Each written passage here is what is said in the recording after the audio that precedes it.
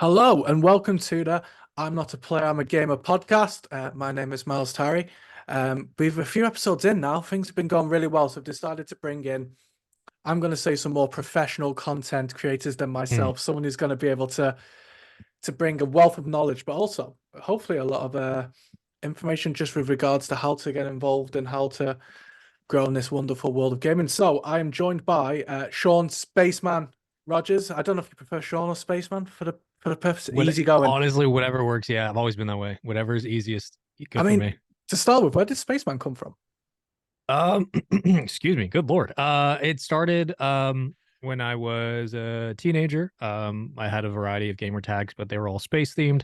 Because at the time I was going to high school and then eventually college or university, depending on where you're from, to be an astrophysicist. So it kind of just worked. It just kind of coalesced of just a good name. Um, had something to do with my background, and I liked the name a lot. And I was like, "Hey, this works." And I picked it when I was a young kid, so it just stuck immediately. Have you still kept going with the old astrophysicist? Have you? Hell no. Has it So all here's gone? the so Ah, here's the no. thing. So like the two problems that I had were number one. I mean, I did astrophysics for about 3.5 years in college, but I was pursuing esports out of high school. Like I was doing it in high school and then through high school to college. So at the time, like it made really no sense to do something like physics when I needed like a business degree. So I ended up just going into business after that. But yeah, it also is just really difficult in the natural worlds to get anything going with astrophysics if you don't have at least a master's. Yeah. You need like a master's or at least a PhD and like 8 years in the field to actually get good jobs. So I didn't want to go back to school for another 10 years. And I was like, No. nope. So It was nice when when you started it, but then you realized actually that's quite a lot. exactly. Yeah. No, no, I feel that. So I mean, I guess that's perfect sort of segment into really like well, first of all, like for people that don't know, although I have a funny thing, a lot of people would have heard your name, especially with how we were literally just saying before about the big boom with Rocket League at the moment. Mm, But also, listen, I could go off your CV of what we've got Call of Duty, we've got Halo, we've got other things, and obviously you're involved in Luminosity. Like, eh, who is Spaceman for those who are tuning in before we get into how you got involved in the world of esports and gaming? I mean, I try to always keep it pretty simple. Spaceman is just a simple, I'm a very simple guy. Got into esports when I was a kid. And I've always been very, very infatuated with the ecosystem, with the business side of it. And of course, like the spectacle. And I started commentating when I was young, and that's just what I wanted to do. And I've been doing that for the past 13, almost 14 years. So it's I'm basically just I'm a guy who loves video games. I love specific esports titles. I love all of esports like in general. There's so much stuff that's out there. Just as an old head now who's been doing this a while, but also just a fan of competition. I am just a guy who's very lucky on certain things and a grinder. I've been doing this a long time, and I like to be able to do and expand and try a bunch of different things and see how it kind of works out. So I've been very lucky with a bunch of stuff. But honestly, I'm just a normal guy. Like I get when people meet me at events, like they think I'm like this crazy anecdote, and I'm like I am on shows, but in Yeah. general, dude, I'm just a kid who's here having fun, and enjoying video games. That's That's it. just as a grinder though, you've an element of it is making your own look. Like if you put in Hmm. the work and like there aren't many people out there who work as hard as you do in this industry. Like you have your like your hands in so many different things, like getting involved. Like and like I'll get into like the esports awards, which I tend to Sure, bring up in each podcast. But like I I know love it. whenever I bumped into that conversation with you, so down to earth, and that was the vibe I was getting with a lot of people involved in the industry. Like I Hmm. always say how you expect people to have these massive egos or people who just aren't easy to come and talk to, and Sure. everyone that you bump into are all they're all the same. We're all there for the same reasons, their love of gaming. And like Yeah. an award show like that where you can bring everyone together is a perfect place to meet so many people who you don't realize are the exact same as you, and a lot of them, like you said, are just grinders. Like Hmm. it's one thing to have a passion and a love for gaming, but it's another thing to be able to turn it into your way of work. But it takes a lot of hard work. It doesn't just you don't fall into it. Yeah. Yeah, I think that's actually like it's a good way to put it is that, like it's there's different ways this industry will humble you if you're in it for the wrong reasons, but the big thing is that the people who are usually here the longest, and that is both whether it's skill related or it's just they know what they're doing and they know how this works, and they bring something to the table that is clearly working. What you realize is just that everybody, like 99.9% of the people that you meet in this industry are like good people who all started out like volunteering at events and trying to get their foot in the door. And they all come from the same kind of background of just everybody's super passionate about competitive video games and esports. And we all have similar backstories of like where we came up, how we got our starts, how we were cutting our teeth and stuff like that.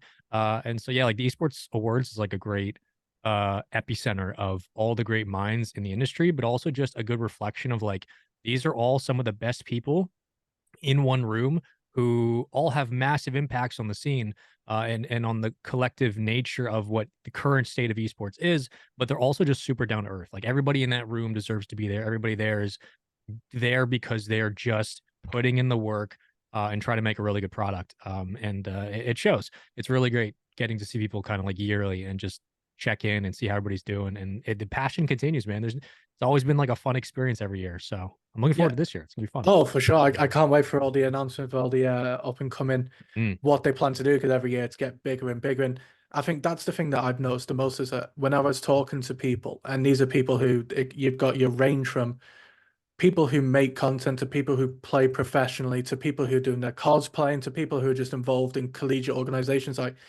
every single person that's in there will thank you for your time and the effort that you put in because they actually appreciate that right. video gaming is not just picking up a controller or a keyboard and mouse and playing a video game. Like there's so many things that go into it and so many different Hmm. forms of content that comes from it that they really truly appreciate all the different forms that it comes in, which is what I love the most about it. Like you're seeing people from all parts of the world. It's not just based in America. Like a lot of the awards team are based out of the UK for one, but then we have a Yeah. lot of people from South America breaking into the scene. And I mean, you see it a lot with Rocket League. Like I've been talking to people from who are trying to get into it in the UK, and I was there like, well, watch it this past week and really see how it from like a couple of years ago from where it started to where it's at now, it's huge and it's just growing and growing. Hmm. And I just love that there's the different forms of content that you can actually get from it. It's not just picking up a controller and playing. It's all the different aspects. And like for yourself with commentary, like how did you realize that was like something for you? How did you realize that's what you wanted to do? Yeah, I mean, it kind of hit pretty quick when I was watching. Like I grew up watching Call of Duty and Halo in like the early or the excuse me, the late 2000s, and then right around like 2010, 2011 is when things started to pick up Yeah. a little bit more mainstream, quote unquote, with MLG circuits, Yep. UMG, and then like the locals kind of really boomed. And at that time, like you know, I think a lot of high school kids who aspired at that time aspiring to be a pro gamer or to go like professional meant you need basically two things. You needed to essentially like drop out of school to take it seriously, and the other was you needed to have parents on board who would like Mm. let you travel and like help you go places and stuff. And you know, high school kids are not dumb. Like as a 13-year-old freshman, I was like, I know that I can't drop out of school. Like Oh, even if I thought I was like somehow good enough, I thought I was good at the games, but like I was never like, you know, I'm sure Scump knew at 13 or 14, he's like, I'm the best in the world. And there yeah. was merit to that. But also just the travel, like logistically, I was a very logistics kid. I was very big on just like, how do I make things happen depending on what I'm interested in? And yeah, at the time, like the competitive aspect was just not going to happen. And I knew that early. But I was always just really good about talking about stuff just in general. Yeah. And I thought commentary was like the coolest thing because you were being a part of a massive scene and getting to like talk about the game. And I'm like, this is just this is the coolest thing I've ever seen. So I started jumping in. I started casting friends online. I play like besides playing like wagers and playing eights and like all this stuff that all the normal things you would do as like a young amateur.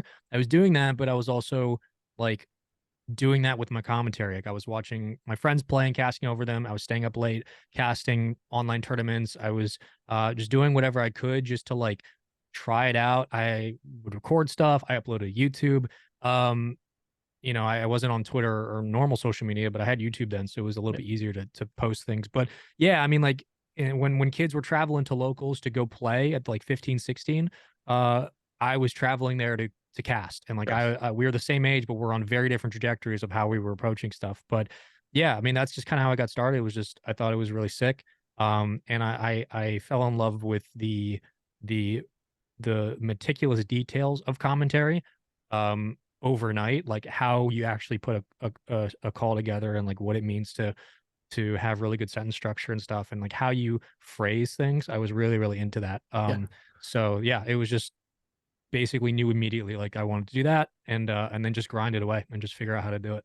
I love that. Like for someone like myself who's starting off on all this podcast and looking at my ways into the world of gaming and esports, it's like hugely inspirational to see, especially from a young age, like at 15, 16, to sort of already at that age just be like, this is something I'm into. I already acknowledge that there are certain elements that yes, I'd love to be able to be competitive, but being able to go, okay, that might not be where I'm at, but I can truly actually appreciate that with this passion and my, like you're saying, be meticulous and with words and the Mhm. way that you commentating or it's really inspirational to see that you've done that leap and then for the next like however many years now you've managed to just keep growing with it. And that's, Mhm. I mean, for people listening in who might be at the same sort of level where they're thinking, I think the grind level that you're on about is really key. Like it's one thing to have that level, but you've got to put that work in and get your name out there and show that you want to do it. Like, in terms of all like the different sort of games that you've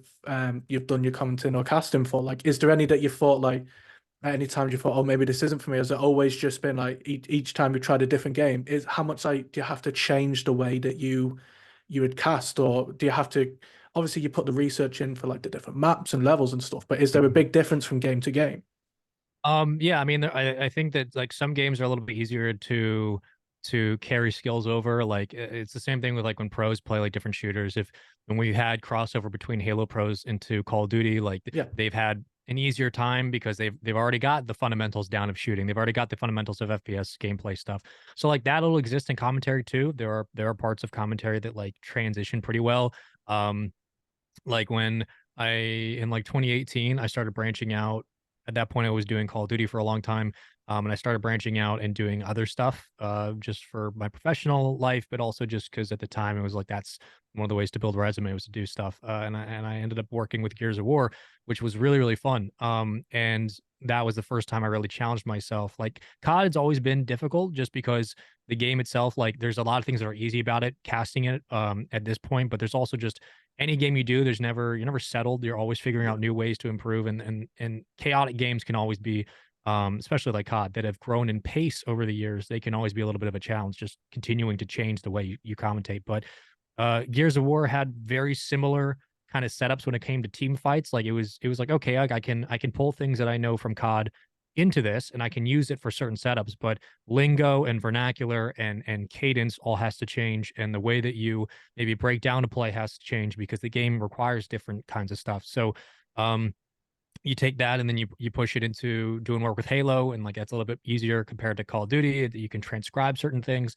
Um, and then the more games you do, there are things that are always going to be applicable. But the one thing that does change is other than the lingo, it is I think cadence is a huge thing. Every game has their own cadence of how commentators break the game down.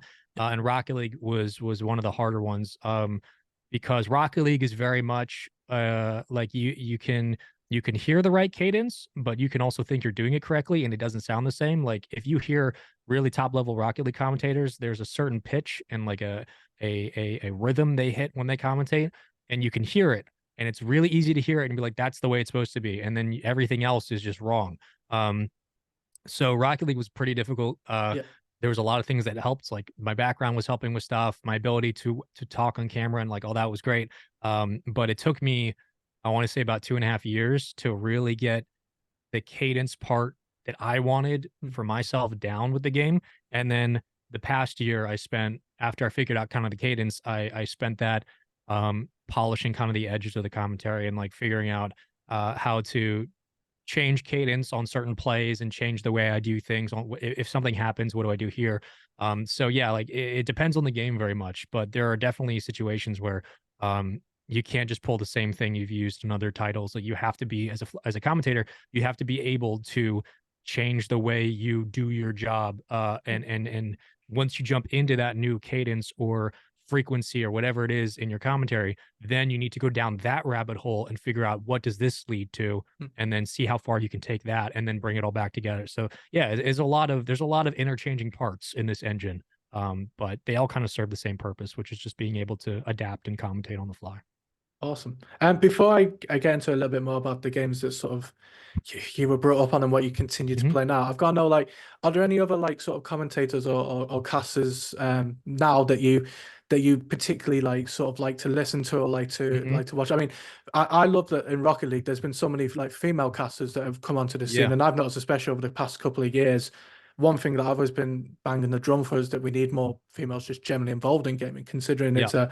it's a marketplace where more than 40% of the people that take part are women. So we need to be seeing more of them like on camera on the cast. And like, is there anyone that you particularly like listen to or watch at the moment, or anyone you think is going to be like the sort of people that people need, obviously outside of yourself, who you would recommend people sort of watching or listening to? Yeah, I mean, there's a bunch. Like I have my own kind of like Mount Rushmore of people that I consider to be the best in the game. Like I mean, Pansy is a great example. She's Mm. like one of the best in the world. She's one of the best commentators of all time. She's on my Mount Rushmore of goats. Like her cadence, her diction, her like sentence structure is really really big for me, and like her ability to to paint pictures in real time, the way that she does it, how quickly she's able to do it, and then pivot and like jump into strict play by play. Like she's a great example. I love listening to her. Her ability just to like think out loud. I think it's really impressive. Uber, same situation. Like when it comes to like the big dogs like Pansy, Uber. He's a wizard of words. Golden Boy, Puckett, Courage for a long time when he was in CWL. Yeah. Maven, of course. Miles, who I think is one of the best play-by-plays that's ever touched the mic. There's Jorby in RLCS. Um, yeah, I mean, there's so many like there are a lot of really, really, really good commentators that they all have their own thing they do. But the one thing and Machine as well, good lord. But the one thing that they all do exceptionally well over everybody else is they know exactly who they are at all times, and they know how to interject their personality into their commentary, which is a very hard thing to do. Like it seems really easy, but it takes years and years and years and years for even just like, even a veteran commentator can still struggle with that, and it's something that I struggled with for a while until like you kind of figure it out. But yeah, there are a variety of just top of the line commentators who not only don't often get a lot of the recognition that they should. But they're kind of leading the charge when it comes to how commentary is supposed to sound for esports, because we're still in that weird phase of are we doing professional sports or are we doing gaming? They're just Yeah. like we're still working through that. So these people are leading the charge. And I was watching Genesis this weekend, and like Mm. all of the Smash commentators are just phenomenal. Like TK Breezy, EE, like they're all great. So yeah, they're just there's a lot of really great talent out there. But if you want to hear like the best of the best of the best of the best of the best, I'm a big fan of like Pansy, Uber, Machine, and CS. He's always Yeah. been one of the goats. Miles, and I think Rocket League up there just because it's a sports game and the way it kind of works. Rocket League has become uh lovingly one of the more favored esports when it comes to commentary styles. People really seem to enjoy the way Rocket League's commentated because we have a really, really diverse and well-repped talent pool in Rocket League. Just grinders Yeah. of people from all different backgrounds, from Overwatch, from Call of Duty to Halo to Valorant. Like we got a lot of people who now do Rocket League, and it's really cool. I also think the community for Rocket League as well is like I've noticed with a lot of other games the way that they've hit their boom, but then there's always that element of people that let them down in the community with toxicity. And I almost felt like I was watching tons of streams over the past week or so of Rocket League, and everyone almost appreciates the grind. So all the people Mhm. that were commentating and interviewing, you could see how much effort they put in. It was incredible to see, like you said, how much first of all how much work they put in, but also the way the community just backs everyone. And I find it's one of the things that you can watch it seriously, but you can watch it easy at the same time. So it's something that Yeah. you can have on in the background. Like you said, there is almost that element of sport where you can just have it on the background. But then also, if you want to get involved and really stuck in with it, and there's the tactics and everything else, there's that level up as well, which I think is great for the casual, but also like the more into it gamer as well. Yeah, Rocket League is in a unique position because like the reason that we love, I mean, the amount of commentators who are like massive sports fans and people who like, played sports and have an idea of like how sports commentary works as a whole. The amount of commentators I've worked with, myself included, who pull from sports commentary because there are so many great legends in both hockey, basketball, football, the real version, not the American one, football in American as well. But like baseball, like there's so many amazing commentators in traditional sports that we pull from, but Rocket League is like again, it's in this unique spot where like you can watch it casually. You don't have to know about it. You don't have to like know what a reset is or like what the mechanics are. You just have to watch people try to score goals, which is great because the general audience gets covered. And then obviously you can go down the rabbit hole of like really, really meticulous nuance with the commentary and the gameplay, which is great. Um, but yeah, it's Rocket League's just it's in this spot where it's not only I think at some point going to start dominating a lot more of the headlines, but it's uh it's so easy to get into. It's so easy to enjoy as a general fan. But when you start taking it super seriously, you realize that like it's all theater and Yeah, sports at the end of the day is just theater. Like that's why we love it so much. That's why everybody when people say like why do you like sports? Like I'm not the biggest like traditional football fan. I like it. I'm not like I have friends who are diehard yeah, like football fans through and through. I'm American. I've never been that way, but I get it. And I yeah, yeah, get it because it's theater. Like watching Messi in the World Cup is like one of the greatest things ever because it's theater. We all want to see that. yeah, And that's what Rocket League brings to the table is the closest thing we have to traditional sports.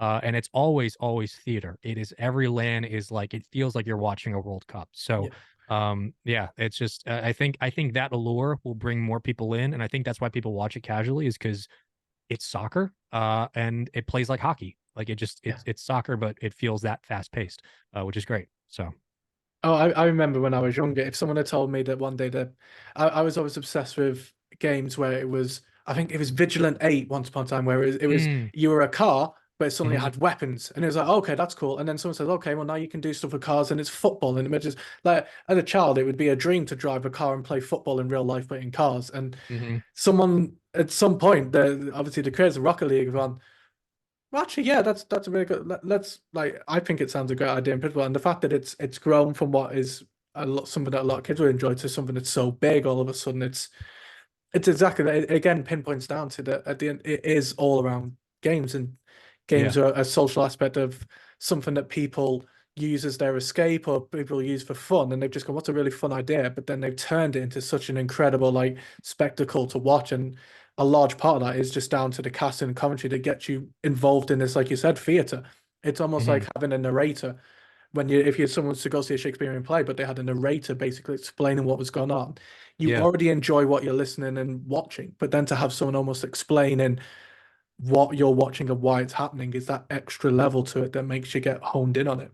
Yeah, I mean, you're connecting casters are supposed to connect the audience to the game, and our job is to act as a conduit between the emotions of the audience and like the actual game itself. Like we're there to emphatically vocalize the excitement we feel, but also to frame things to make people feel like they're invested. The best way, the best way to have a commentator is to forget that they're there. It's like they're just become part of the atmosphere. But yeah, it's all about presentation at the end of the day. Like esports will always exist. Esports will always be a thing that people want to do. But we do spend a lot of time in esports, especially between casters. We spend a lot of time talking about how um you know how much the product means and how we want to elevate it, because we're in a really interesting spot with our jobs where our job is to be all about the game and then the players, and it's a very like selfless job Mm, because it's supposed to be, and that's exactly the way it should be. But in that, what I don't want audiences sometimes to forget is in the pursuit of that selflessness as is intended, we are doing quite a lot of the creative lifting when it comes to how do we show this game or this esport or this competition in the most creative way, the most engaging way, and the most authentic way to represent exactly what this esport needs.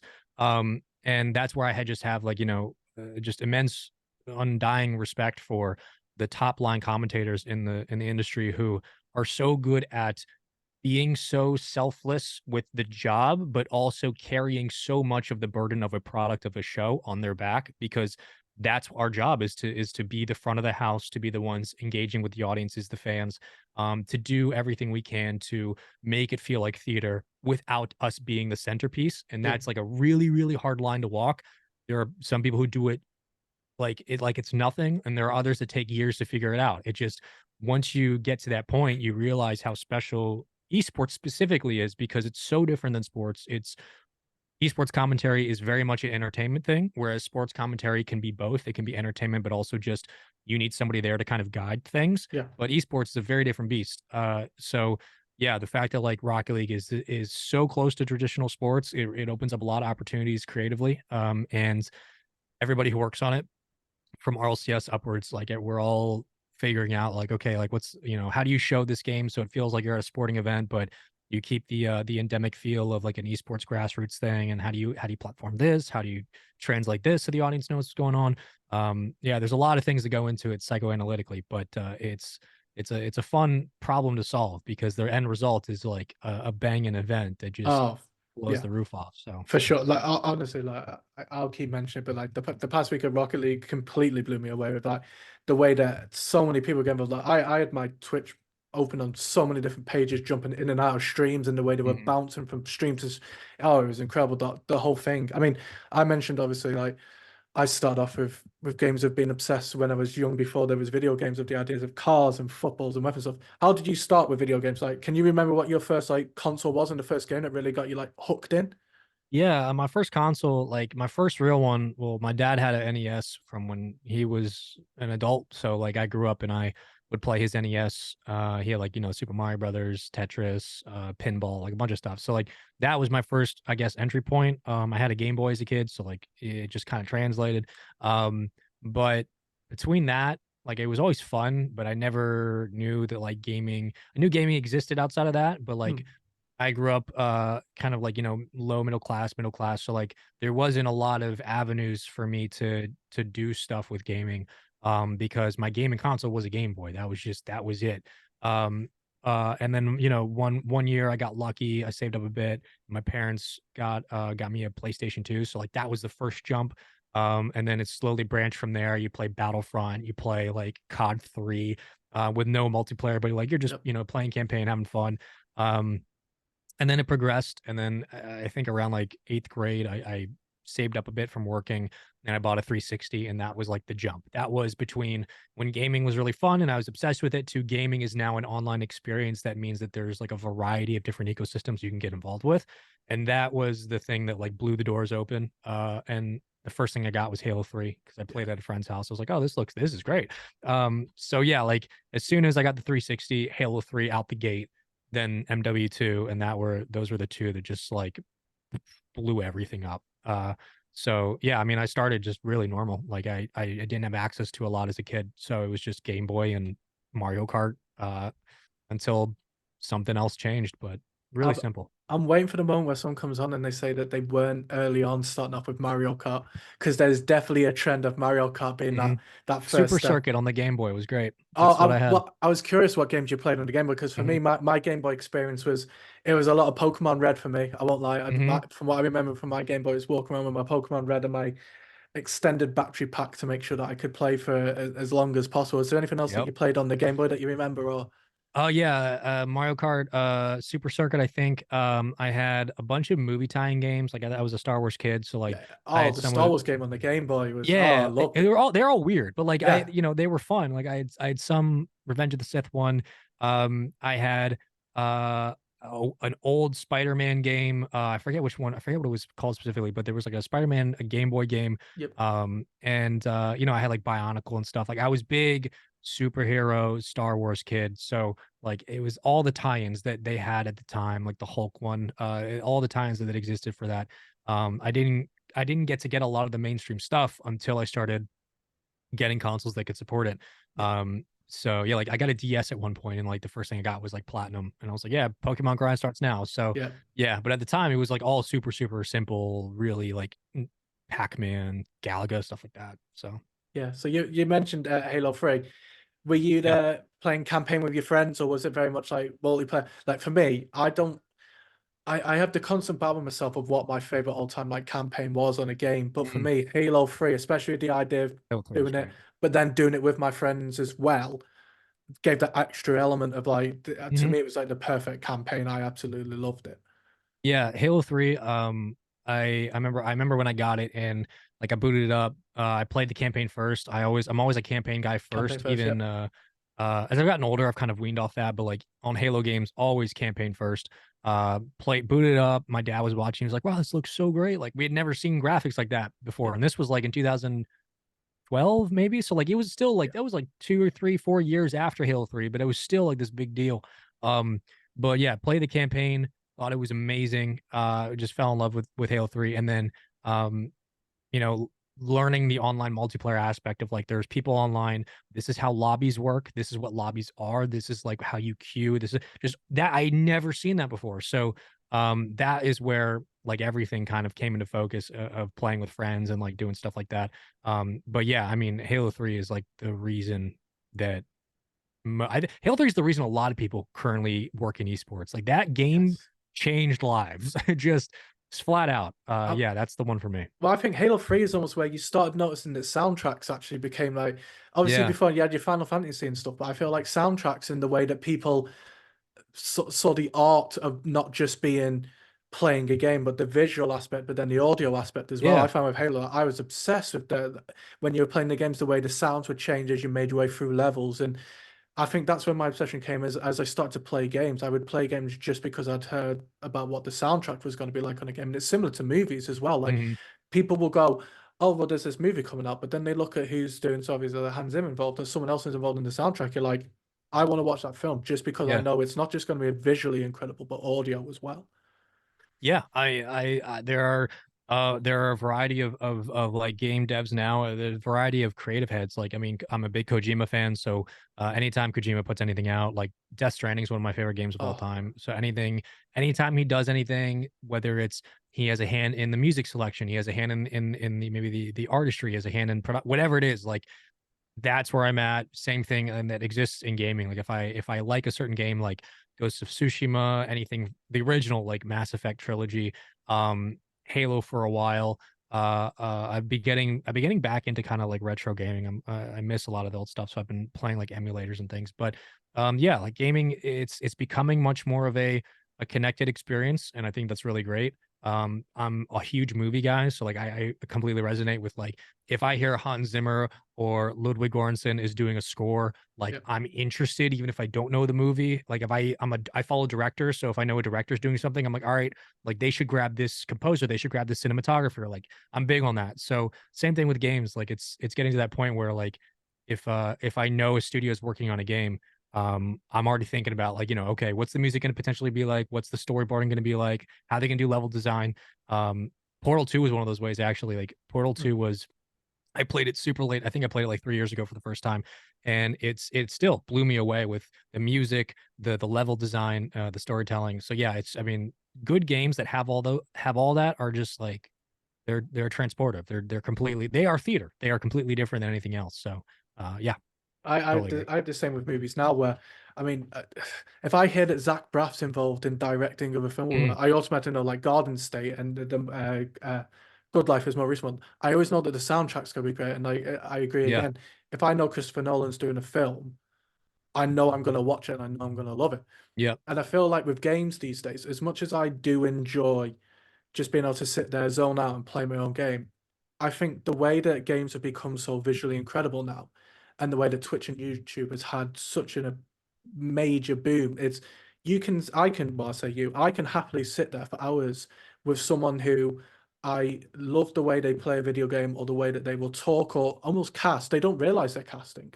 But when they're streaming a video game that they're playing that and Power World at the moment, I can hmm watch people play Power World for hours on ends, and I don't need to play it. I can hmm sit there, have it on my TV, do my own thing, and it's there in the background. And I found I don't class it as lazy gaming, but I think it is almost like it's a movie experience. Like yeah. I know I can come home, load up Twitch, put on a streamer that I particularly enjoy, and I will watch them play for hours on end, and it is like a movie experience for me.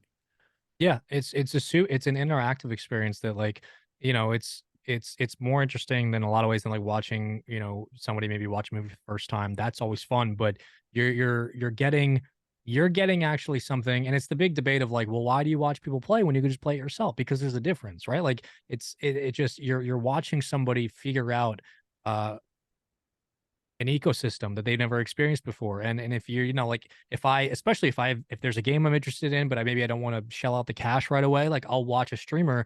I'll watch like Moist Critical play like a game for the first time, and if he's like, hey, it's got some pretty good ideas in here, and for the average gamer, this is fun, then I'm more inclined to like go and experience it myself, than if I just don't pay attention at all. So yeah, like the gaming is very much a personal experience. It is very much a first person kind of project for people getting into it, but there is a lot of value to just watching somebody play a game for the first time, or watching a brand new game that maybe you have interest in, or something like that. Just watching people play through it, you do get a lot of value out of that, just as a consumer and just as a person who enjoys art. Like games are art at the end of the day. So uh yeah, I totally resonate with it. It's an untapped part of the market that's now getting tapped because of Twitch and Yes. YouTube.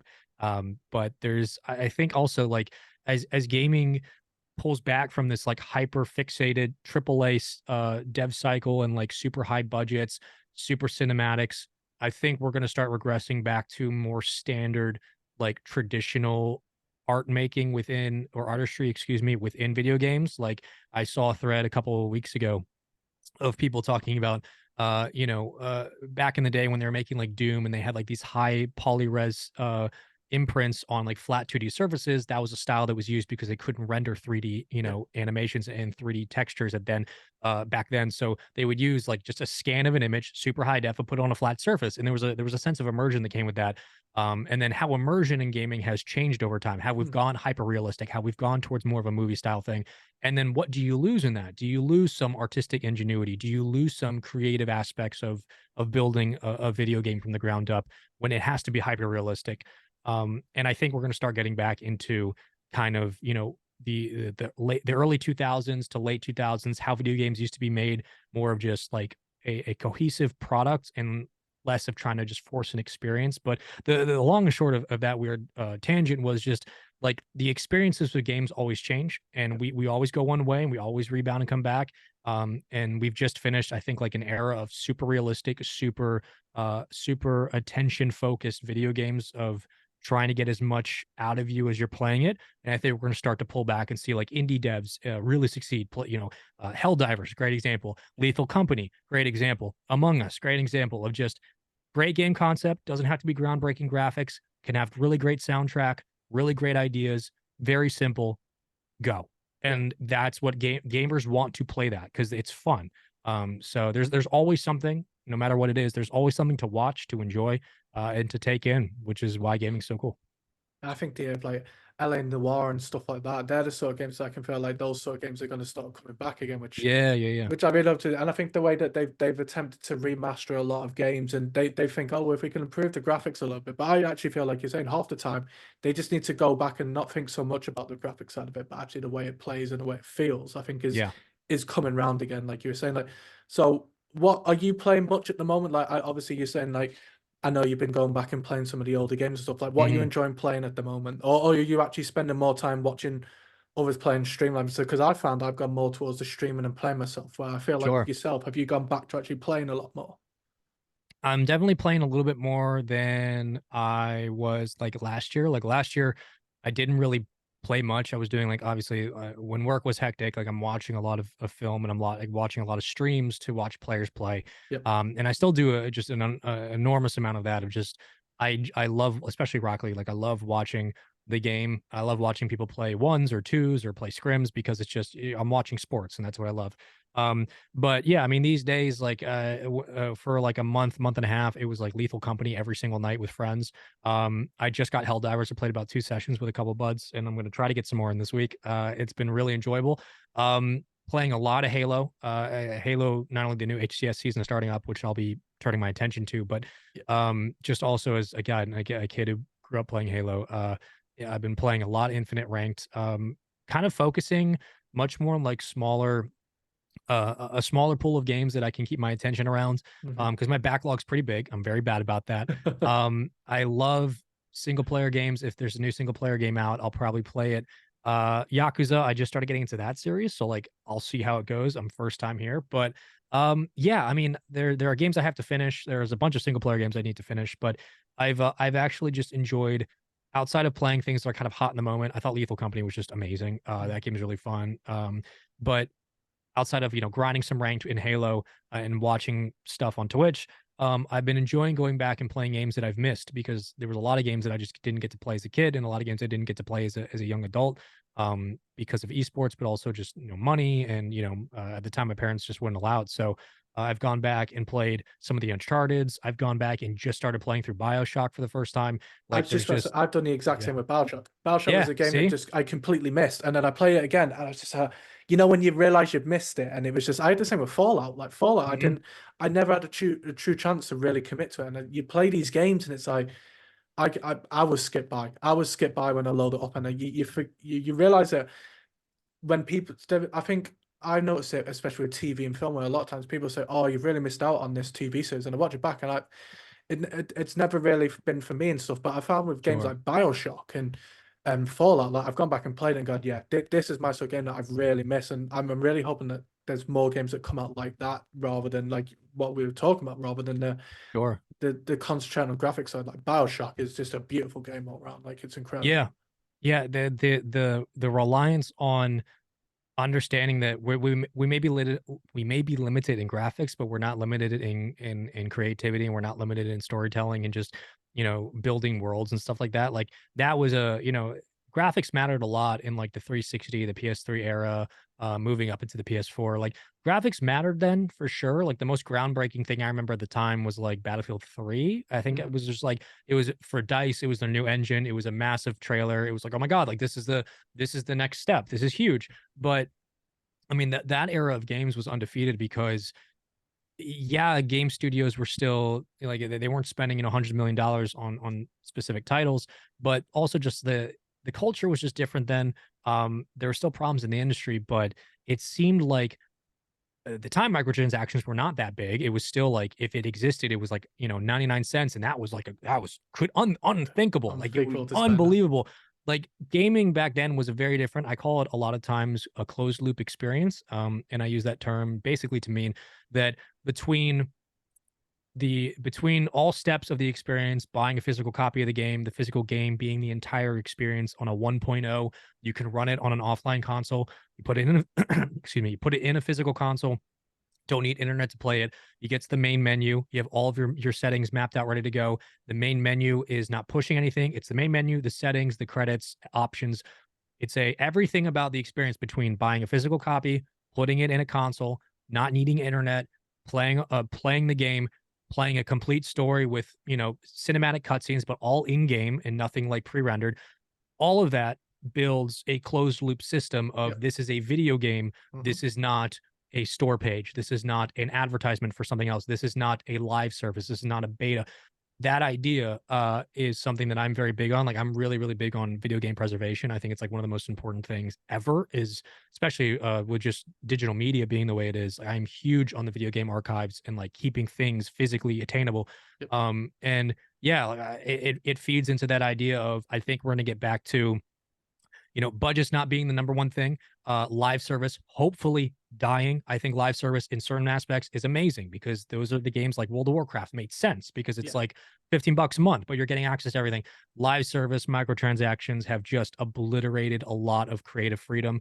Mhm. It's put devs in a chokehold. It's put consumers into positions where they feel like they're not playing a game anymore. They're just being marketed to, and it feels like homework. A lot of stuff feels like homework now. It doesn't feel like you're playing, a game that you bought with $60. So, yeah, it all just comes back into this idea of regressing back to what video games that were not just about graphics, but were about creativity and expression and artistry, which is why Death Stranding is so high on my list of all time. Is like it's a closed game. It is exactly what it is. It gives you amazing music, really simple gameplay, but really deep story. Like it's just all that stuff. So there are always games that come out that have it. Like, we have our God of Wars, our Spider-Mans, we have our Cyberpunks now that are in a better state. But Yeah. I think gamers across the board really miss that complete closed experience of this is a video game, not a service. And I think they miss all of that. So yeah, I hope that we get, which is why I've been going back and playing the old ones because I'm like, hey man, I want to know, I want to remember what it's like to like, play a game that's complete on release and what is this gonna feel like? And BioShock's been great. Uncharted's been a hell of a time. Yeah, it's just been fun. Awesome. And back to the sort of days where it was like the close of games. Can you remember? Obviously, I sort of guess what sort of games it might have been, but when you first started like your casting, can you remember what sort of games it was when you first started out that you were going to cast and commentate on? What did you start out with? Yeah, I started with, I mean, at the time it was Call of Duty. Again, like I grew up watching Call of Duty and Halo. But Call of Duty was the one that was most prominent at the time. It was the one that the ecosystem was a little bit more clear of like how to maybe climb the ladder a little bit, what I need to do. And I grew up at around the time of like Nate Shot, Scump, Merc, Big Timer. So Yeah, like for me, like these were the guys, yeah, and for a lot of my friends, like it was around MW2, around Black Ops 1, Black Ops 2, MW3. That was the time. So I grew up. Black Ops 2 started casting a little bit near the end of it. Um, and then I believe after Black Ops 2 was Ghosts. Yeah, so Black Ops 2 around the end of it started casting a bit. And then Ghosts is when I went from just like casting eights and stuff to Ghost was I'm casting eights, I'm casting online tournaments, I'm casting over friends. I'm actively choosing to do yeah. commentary and stuff like that. So Call of Duty was massive. Black Ops 2 Ghosts, AW, Black Ops 3, that was like that run was uh kind of everything that kind of really set up where I was going to go. I did my first LAN event at a local in Black Ops 3, and I want to say I was 18. I think graduated high school. And it was the first time I was able to actually like save up and travel to go somewhere. So yeah, that run of Call of Duty for like 4 years was the thing that just kicked everything off. But yeah, Call of Duty and Halo, man, those are the big two. So I guess if Ghost was where it started, I I asked the question knowing that so many people have different answers for this. But do you have a favorite? What was your favorite Call of Duty like era? Do you have a favorite one? Because for me personally, and I Hmm. know I don't know if it shows my age, but for me, COD World at War, which is one that no one ever A picks. lot of people actually, I know a See, lot of people who think World at I War is the see. So best. it might Yeah. just be of my close friends group, but to me, I absolutely loved World at War. And I think it was the whole online experience. I remember that was the one that I truly felt like I remember COD 4 started it for me with the Hmm. original Modern Warfare, but I think it must have been that World at War for me was the one where true started off. But am I guessing maybe more Ghost Black Ops era for yourself or I was Modern Warfare 2. That was the one that like right after I got Halo 3, I played COD 3 on my PlayStation. And I knew about COD 4. I knew about um Black Ops. Black Ops, I don't think was it. It was World at War. Yeah, Black Ops was not out yet. I knew about World at War, but like I never had access to it, and it was never in my periphery. Um, but yeah, MW2, like I knew about the significance of it. I had Game Informer at the time, so I was reading on it. Like my friends were talking about it. And then I went and I got it. I think I got it like a year after release. Again, I was like late to a lot of stuff, but even then, like I got it and it just blew my mind. Like it was the engine. I still think it's the best engine we've had. Like the engine, the animations, the kill streaks, the maps, the campaign, the ingenuity of the creativity of players. Like Modern Warfare 2 as a multiplayer experience, it's my favorite. Just, I sunk so many hours into it. Um, but also I played so much. I was really big into trick shotting. I still think that's like a really really cool because there was a time in YouTube gaming as well, like gaming content on YouTube outside of like early Let's Play stuff and early Minecraft and early Markiplier stuff, like a lot of Call of Duty gameplay on YouTube when it wasn't being spearheaded over on Justin TV and now Twitch.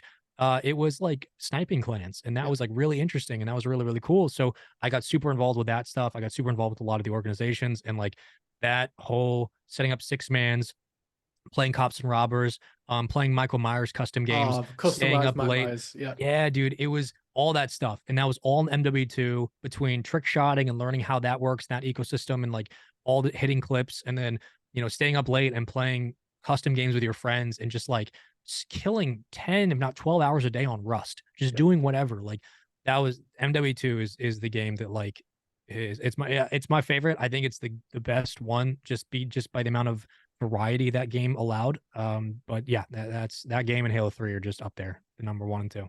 I remember the montages that people would bring it out purely just for trick shotting.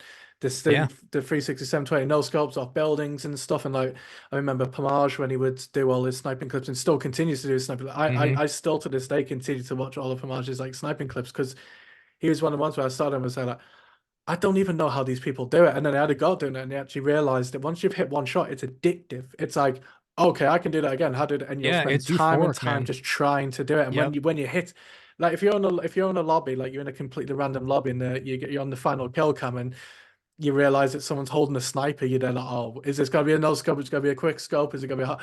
And straight Yep. away, it's that anticipation, waiting for what the kill cam's gonna be. And it does come back to the theater side of it, like the other 6 people or 12 people until they're watching, they're waiting to see what this final kill Hmm. cam's going to be. And half the time they're waiting, like if you know and you're in a lobby with someone who's a high rank, you're there, like you're expecting or hoping to see something that's going to be impressive. And Hmm. I still to this day love watching the old montage of all the optic people and seeing all the clips that they used to do and how they used to just be obsessed with trying to get clips and like, oh, Yeah. Yeah. That was a good. It was a good time. It it was really new was. It new tubing on Modern Warfare for me. I remember that was the one I always remember when I didn't first like started that. off. No, I that's uh what I people enjoyed were NoobTube obsessed. for like a bit. I enjoyed NoobTubing for a bit because it's like it was cheap, it was fun. But when you learned that like, if you want to get streaks, just like play with a FAMAS red dot, go Yeah. nuts. You figured it out over time. But yeah, I mean, it was a fun time. It was just a unique experience back then. But yeah, there are so many things about the Call of Duty ecosystem that existed because of that game that just wouldn't exist otherwise. So uh I think a lot of us are in debt to what MW2 kind of brought to the table. Yeah. Before we look at like sort of what you're doing next and Mhm. up and come plans, I'm curious. So you mentioned like the people that you sort of watch now. Obviously, we mentioned some of the other like casters and commentators. Like, Mhm. who do you generally like to watch on Twitch or YouTube? Do you have any like go-tos where you think if you've had a long day or a long weekend of doing work and you just want to come back and relax and it's not you playing? Like, who's your like go-to to watch?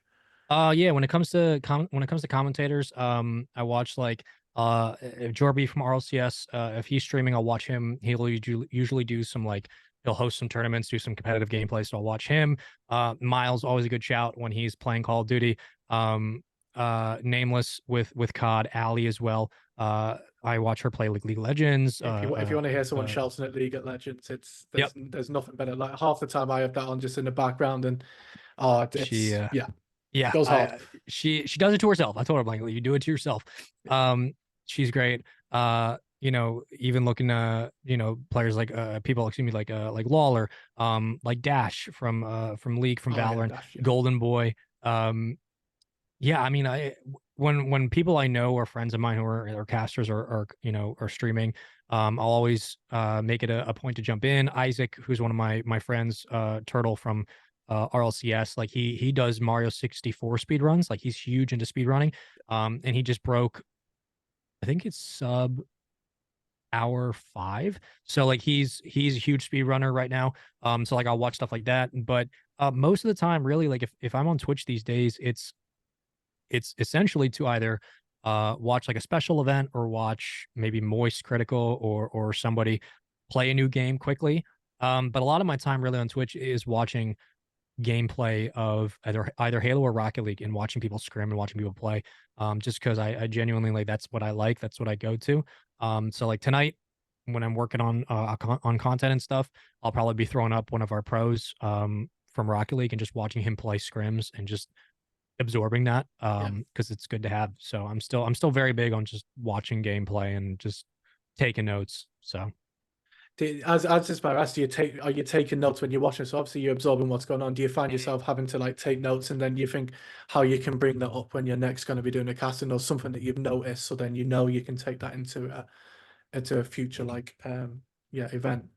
Yeah, I mean, definitely. I don't take as many, like I take a lot of notes in general, like especially when I was younger. When I was younger in commentary, I was taking notes on everything, and that's what I think is a good practice. But as I've gotten older, like I maybe, the benefit of watching so much of one game like Rocket League is that play styles of certain players, you know what they're gonna go for, kind of what they're gonna do. So these days I'm maybe not writing down everything somebody like Arsenal does. I watch Arsenal a lot. He'll always like stream late at night. I'm probably not writing down everything he does like I would do in my younger days, but I'm writing down, okay, he's changed this about his gameplay. Keep note.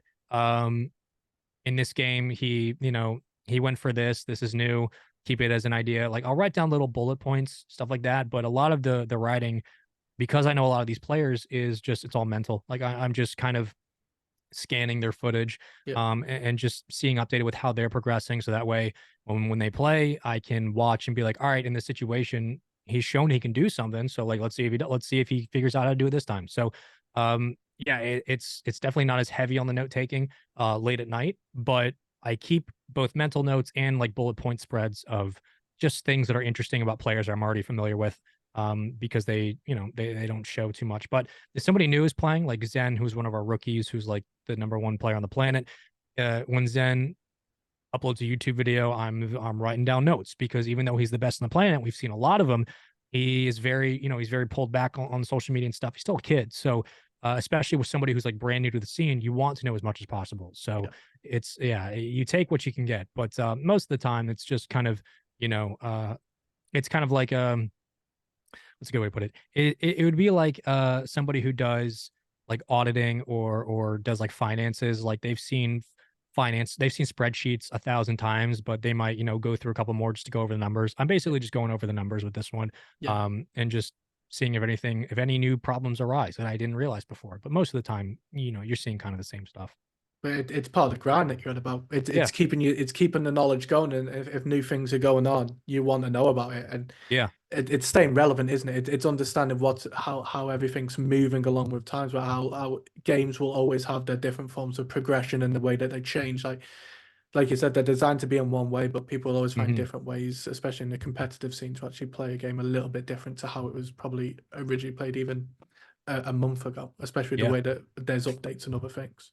Yeah, I mean, Rocket League is completely different the way it was played a year ago. Like it's there, a lot of it's the same, but the mechanics that are available now and the way the pros have adapted to using some of those new mechanics or slicing them into their gameplay, just it's always changing. Every couple months, something either gets added or a new strat gets theorized and then put into the game. So just staying aware of like who's on top of what and staying aware of who's innovating is really important for any esport you watch. So yeah, any way to stay ahead of the curve and just to keep yourself kind of acclimated to the scene is always a good thing.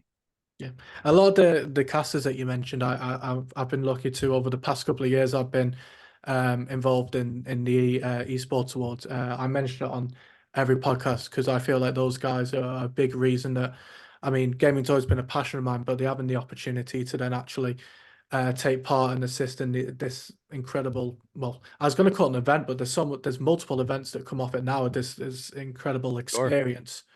It's incredible. And, I mean, for yourself, how do you find that the whole experience? Obviously, you get yourself involved in it in different ways, and you get to see all these people that, like you said, that are people that you not compete with is the completely wrong word, but the people that almost challenge you and they show you how they Mhm. do things and that they push you to how you want to get to certain levels. Like, how do you find the whole experience with the award itself and like the people you meet? Because personally, I always say that every single person that I've ever met, and Miles is a big example, Miles Ross, like first of all, I just bump up and just go, we have the same name. I'm from the UK, and we just try and hit it off. And you always think, oh, even though they're a big personality, there must be that level of ego because they're all involved in a competitive industry. But everyone is so down to earth, and they're Yeah. all there for the same reason. They all want to just chat gaming, but half the time they don't want to chat game. They just want to talk about where they're going for a drink or where they're going for something to eat, and we're all in the same place.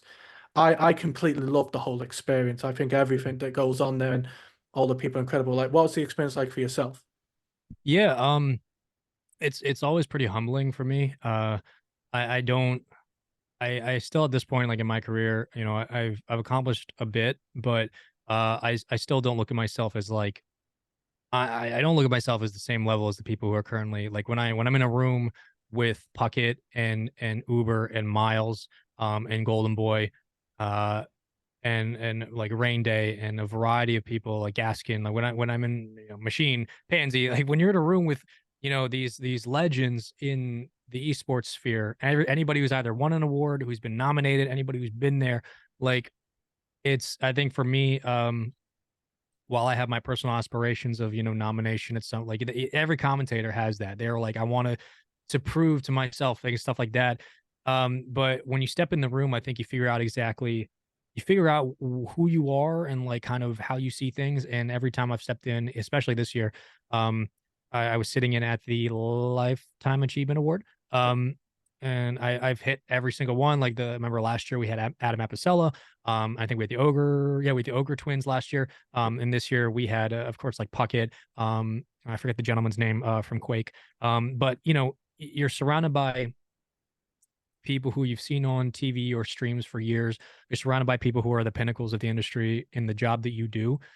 So I remember this year I'm always like not scared, but I'm always a bit nervous because these are people that I look up to. Like everybody I'm working around or working with, I still consider to be like gods of commentary. These are the people who are like both building the scene itself, but also the ones that are like forming the way it should sound, because esports commentary is not only just in the way it's nuanced, the way it's an art form, but there's also a way you present it, and these are the people who are presenting it the best. So yeah, it's always a humbling experience. I mean, it reminds you of where you want to be. It reminds me of, you know, why you get started in the first place, why you want to be really good. It reminds you of the humility within the craft of like, why did you start doing this? Why are you doing commentary? Why are you doing esports? And it reminds you of how much further you have to go. I think that's maybe one of the big takeaways I have every single year is I walk away from either the lifetime achievement or the main award ceremony, and I walk away thinking, man, I have so much I haven't done. I have so much I haven't um you know, accomplished yet, or like I've such a long way to go to being at their level, to being where I want to be, et cetera.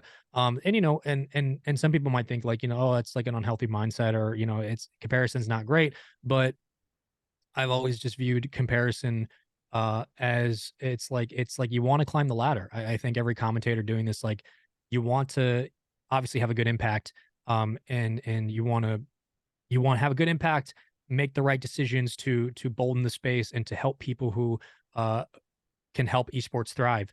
But at the end of the day, like, you know, when you're surrounded by the best commentators on the planet, you take a big look at yourself and you're figuring out kind of what you bring to the table and how much more work you need to do. So it's always fun for me. It's really fun because I genuinely love like being humbled. Like I love being in the presence of people who are just better than me because it makes me work harder. But also it reminds me of why I started, why I want to do stuff, and you know, where I want to be. It reminds me of like it's the job's never done. I'm very big on that. So yeah, it's always a great experience. Like I'm gonna have the same feeling this year where whatever happens this year, it's gonna be like you know, it's gonna be like, hey, it could be a great personal year. Like last year, like for me, it was like, hey, this was a great professional year, love it. Um, but you step in the room with the goats, and you're like, oh my god, like these are the goats. So Yeah. um, I don't really know if that's an answer, but yeah, No, it's a very humbling experience, and I love that feeling because it's like you're reminded that like you're not there yet. You gotta keep working, keep grinding. And I like that because it just means that you're step by step, you're getting a little bit closer to being where you want to be. And you're learning from the best. Like they're all super nice, they're all super down to earth. We work in a very high stress job, so most of the time, yeah, like at events too. Like when we're done working, you know, we'll be thinking about stuff, but like, you know, oh, where do you want to go to eat? Like, what do you want to do today? It's very normal stuff because we're all human beings. But yeah, I love being surrounded by those people because it reaffirms the reasons why you get started, and it reminds you like this is the bar. That's the bar that you want to get to. Um, you know, keep working. So it's just a good experience. yeah, you're not sitting still, and it comes back to that grinding. Like, if you Yeah, sit still, there'll be people who are happy to stay where they're at. But like you said, you're seeing these people who are up on stage, and they're showing the videos of what they've achieved and where yeah. they've got to, and it makes you realize that yes, you may have achieved incredible things, but there's always that next level, and it's There's how you always get. more. Exactly. There's always more. Like I had it Yep. when Krim was up, and they were talking about what Krim had. Like for me, the whole experience is that these are the people that I've spent my adult and young teenage life like watching. Like I remember when I got to meet Hex and I got to meet half the Optic people, and I was there like Hmm.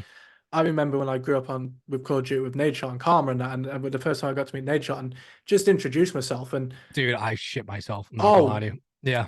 like I remember that who was it? So I had it with Hitch. So obviously I Hmm. still watch Team Summertime, and Hitch just came around the corner, and I was just there like right.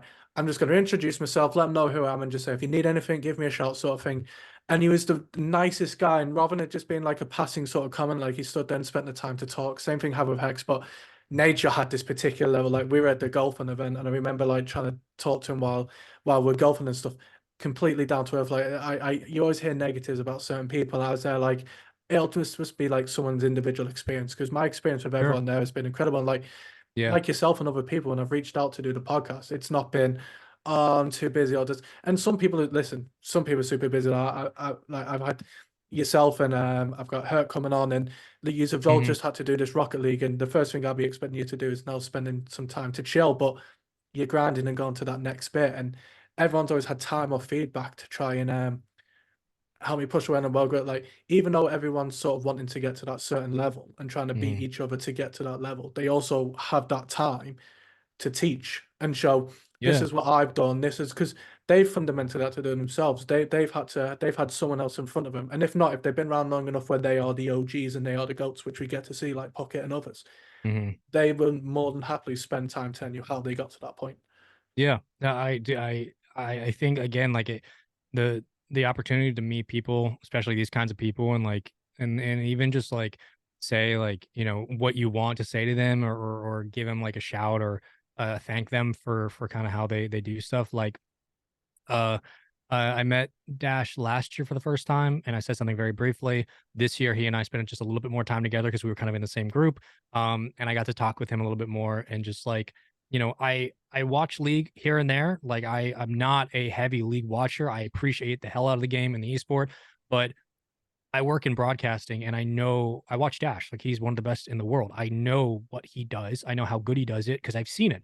Um, so like, getting to tell Dash like I think that I think it's weird that a lot of times, like especially with commentators, like they're a little um up and coming commentators, and even people at my status, like I'm not the Miles, I'm not the Puckett, I'm not the Dash, like, but people in my status who can go up to one of them and just be like, for like 2 minutes, like I'll go up to Uber and be like, dude, like here's how you inspired me, like this is I am like I'll break down their own commentary for them, because it's very much like an artist v artist thing. Like Yep. we're all kind of our own, like, you know, creators. And so like being able to like, appreciate someone's art and the way that they make words sound is really, really big. And it's like getting time to like tell them like all these great things about their work, and like how it's inspired you, and how you've learned from them, and like how you've learned how to do like just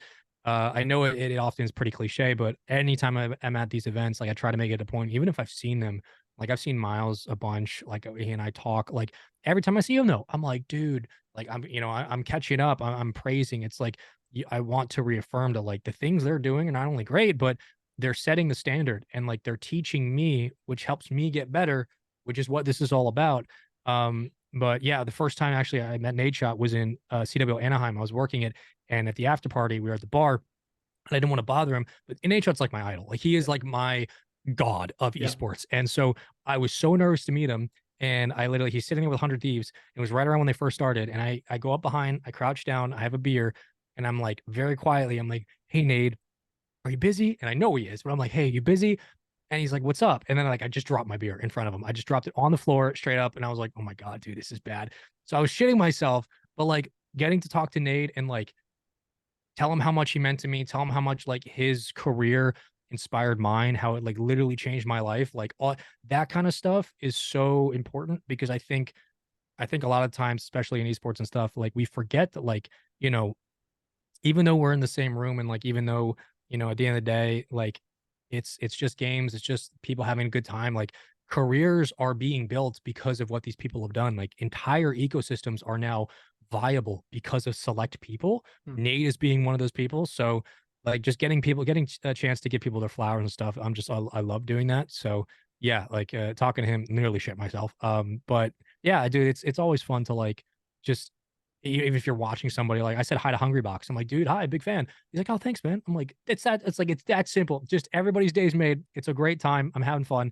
And getting to actually just introduce yourself to people in the scene that you watch online is it's a privilege that that you don't take for granted. Well, I remember it was 2 years ago, and it was my first event out in Vegas, and we went to the sports bar that they had at Resorts World, and I sat there, and Hungrybox just walks in because it's the World Cup, and obviously he's there to watch the football, and he just walks and sits down on our table, and you just like this dude is like it's Hungrybox. This is the Yeah. guy. But then fundamentally, you're just there for a couple of hours watching football, having a couple of drinks with him, and like I'm not in the industry where it comes to they've people have inspired me in so many different ways in terms of gaming in my own life that isn't directly involved. I mean, for one, they've made me want to do a podcast and talk to the people involved in the industry and give them their Sure. flowers. But I spent a lot of the time talking to, so there's people out there in the gaming world that I watch their streams and have watched their streams as my escape. And for Hmm. people who either struggle mentally like I did, or if they just use it as their way of just being able to zone out from the real world. And I had to make sure that I went up to the people, and like you said, in the case of nature and others, no matter how like terrifying it was, I had to tell them how the work that they're doing makes a difference to the people like me, the people who come to these events who want to make Right. them what they are. So like I've been in Ali's Discord chat for years now, and I've watched the streams when he was at the very start. And I remember a couple of years ago I had to tell her and just say like how much of an impact like her work made on me and how important it was. And then like the year later being able to have the same conversations and being able to hang out and just be like going from people who they're the people that and their community for one that get you through so much, but then to be able to just have like normal conversations with them.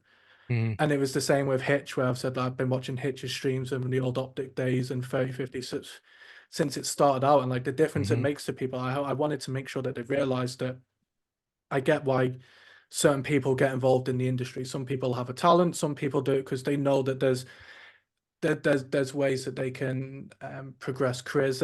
There's different ways that Sure. people do, but I had to make people aware that for certain individuals, like what they do Hmm. makes more of a difference than just someone's like work life. Like you are literally changing lives in the Yeah. time and commitment that you're willing to put in. Yeah. I mean, that at the end of the day, like that is that's the whole thing. Like, I think it's always difficult. I think for people who maybe are receiving that praise to maybe be like, it's weird because you're like, you're inspiring somebody's life. It's really hard to understand what that means. Which is why, like, for people like myself, like you, it's like when we see somebody who's done that for us, we want to say something.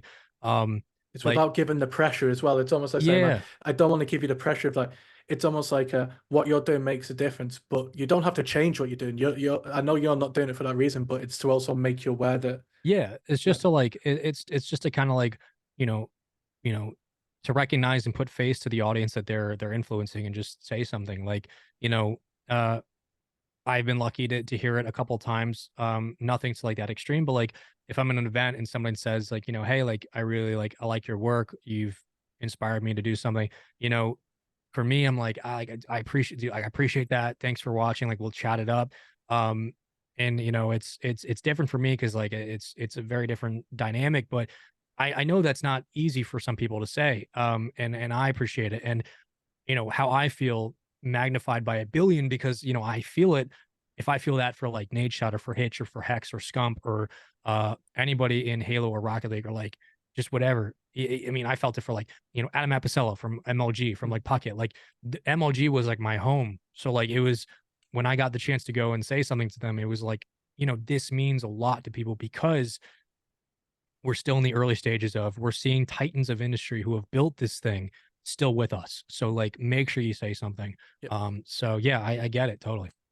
So, in terms of obviously, we're hoping they announce stuff fairly soon with regard to like the sports awards. Have you got? Uh-huh. I'm basically, what events have you got coming up next, and like what's next for you? Like, have you got yourself a sort of set? It's difficult to say like a set plan for the next couple of years or Sure. whatever. But what's like your aim? Obviously, you've mentioned how you want to get to these levels of these people. Hmm. Like, what's next for Spaceman? Yeah, I mean, at the moment, the schedule's always a little bit hectic, but uh waiting on to see kind of, like DreamHack's coming up, see what's gonna happen there with some Rocket League stuff. Got some things hopefully playing this year with Rocket League. Keeping the RLCS doors open as always, just seeing what we can create, building some stuff with Luminosity right now with our broadcast, and just kind of taking micro projects and building them out to full capacity as much as possible when I can, and then we move to the next thing. But for this year, I mean, the one thing about I think the current landscape of a lot of esports commentary is we've seen a lot of shake over the last year. We've seen a lot of changing and ups and downs. So there's always going to be a bit of an uncertainty that leads like 3 months ahead. Like between now and what happens in April, there's only like a couple of things that I know I have planned in terms of events, but I don't know. I mean, esports can be very Yeah. last minute. Um, but a lot of my years have kind of just been like we'll figure it out month by month, and then it usually turns into like a pretty banging year. That was last year very much similar. So for this year, between Call of Duty and Rocket League and Halo, a lot of stuff still not yet in fine print. A lot of stuff not finished, whether contract wise or like set in stone yet. But I'll probably be working. I'll be on broadcast. I'll be pursuing a variety of things from maybe jumping into other games. I love the fighting game community. I love Smash. So like we'll see if we make any jumps to like Evo this year. We put in some applications for Evo, so we'll see how that goes. Working on content on my own thing. Uh I grinding away on that just to have a second thing available. So that's always been a priority. But for me, I mean, when it comes to like making steps and stuff, it's basically just keeping it steady and just trying to do more between international events, between big events, just keeping the name fresh, keeping the commentary up to par, and just doing stuff. A lot of the ladder and the ecosystem for commentators, especially as a freelance, is very unwritten. So it's very much whatever you make of it, you make of it. So this year, I guess other than staying involved with like the esports that I love, kind of just taking it month by month and hoping things kind of align and we'll take it from there. But yeah, I mean it's gonna be same kind of MO as always, grinding away, staying sharp, and if events pop up, go out, have fun, put on a fun show, do some weird shit, and Yeah. have a good time. I love it. Before I let you go, I've got to know what have you got any films that you're looking forward to? Mm, Anything up and coming? Because I listen, I know you're into your very. films. I've seen countless posts, and I think me and you are very similar in terms of. I think sometimes when I know there's a film coming out that I'm super into. I mean, obviously all the stuff that's going on with Dune at the moment, I'm very hyped Yeah. to see what's going on with Dune. But is there anything else that you're sort of looking out for that you're thinking? I mean, I saw your post before about with James Gunn with what's going on next with his sort of work. I'm intrigued to hmm see what's next. Yeah, I mean, I grew up a comic book kid and a Star Wars kid, so like getting ready for DC, I think like I've been very vocal about the utter awfulness that was the last DC universe. So I'm very excited because I think James Gunn is just a brilliant storyteller. I think Hmm. um he's very creative and he has a really good handling on character and character arcs. So really excited for anything that comes with Superman. I think he'll do a great job. Um, films this year specifically. I was hoping for Batman 2 this year. I think we all were, but we're not going to get it. But No. Deadpool 3, of course, like I'm so hyped for it. Dune 2, I saw the first Dune in theaters. I didn't read the books. I saw the first Dune, liked it a lot for what it was. Still Yeah. wasn't super big into the lore, but over the past like month, I don't know what happened. Something just changed, and now I'm super into it. So Yeah. I'm going to Dune 2 when it comes out. I am so excited for that movie. That for sure. Deadpool. Anything if Wes Anderson decides he wants to make anything this year. Asteroid City, I really enjoyed Yep. last year. Uh, and I mean, Marvel's going to be pretty quiet. DC's going to be really quiet this year. Um, we've gotten a couple of big announcements, but Nolan is always on the list. There's nothing coming out this year from Nolan, but Nolan's always on the list. Tarantino's been flirting with his last film. We'll see if he actually pulls through, and that again won't happen for a while because of the writer strikes, but also him just putting things together. But yeah, I mean, like the big things this year. I know there are bigger movies circling, and I'll watch like big and small. It doesn't matter if it's like French Renaissance or like Star Wars. Doesn't matter to me. But yeah, Dune 2 for sure. Like that's the big one of the year for me. Deadpool 3 if it lands. But I can't think of anything else. There's no Star Wars stuff coming out. Andor season 2 is supposed to come out this year. It's not, so I'm No, I depressed. was gonna say. But yeah, I mean, I think that's the big two. I know there's more, but I can't really remember else because everything's been pushed back and and The, and the and the writer changed. strike has really pushed a lot of things that Yeah. you're hyped for a year now. You realize it's gonna be the next year or the year after now, and it's. Uh, Yeah. you mentioned Nolan. What's your favorite Nolan film? Interstellar is my favorite. I've seen it like 40 times at this point. I don't think I think conceptually, it's his best. I think fundamentally, I think like Oppenheimer is his best work. Like it's staggering how good that movie is. Yeah.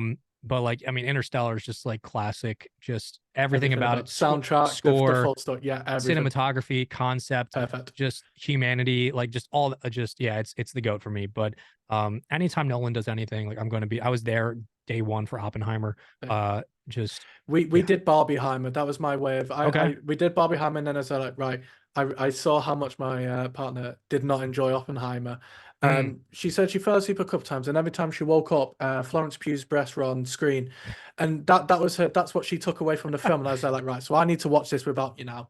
Sure. Oh, I watched it several times in the yeah, It's so good, man. I loved Cillian Yeah. Murphy getting his chance as well. Like he's always been there in the Nolan films, and for him to actually get like If he the doesn't lead. get the Oscar, I'd be genuinely shocked this year. I think if he doesn't get the um yeah, he's Oppenheimer is like no one's always been good. Like I first got with Denis Villeneuve. I know he did Arrival, but I remember I liked it when I saw it, but the first time I got hooked on his stuff was Blade Runner 2049. Yep. I was like, okay, you got me, like way to go. So he's gonna I mean, everything I've heard about Dune 2 is that like it's this cultural milestone. So Yeah. if he delivers, dude, it's over. It's nothing Yeah. else. Just give him the title. No, But yeah. yeah, I think he's ready to collect it as well, to be honest. Uh-huh. Um, Yeah.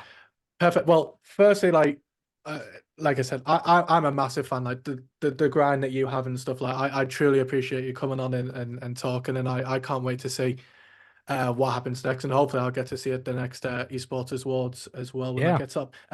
For people listening, where can they find you? Where's the best place to find you and see all your content?